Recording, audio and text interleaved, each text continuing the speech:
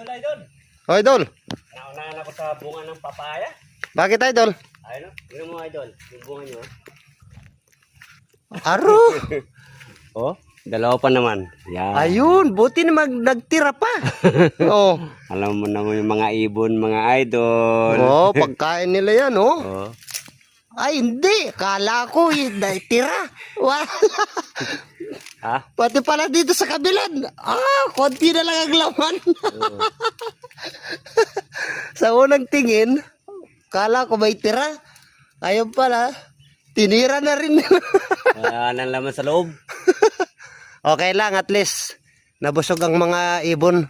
Tama lang mga idol ha, dahil yung buto, kasama rin nilang kinain, ikakalat naman nila sa bundok yan at tutubo yan mga idol. Ayun. Nakakatulong din sila mga idol, mga animals. Mga ibon. Mga ibon pala mga idol. Maraming salamat.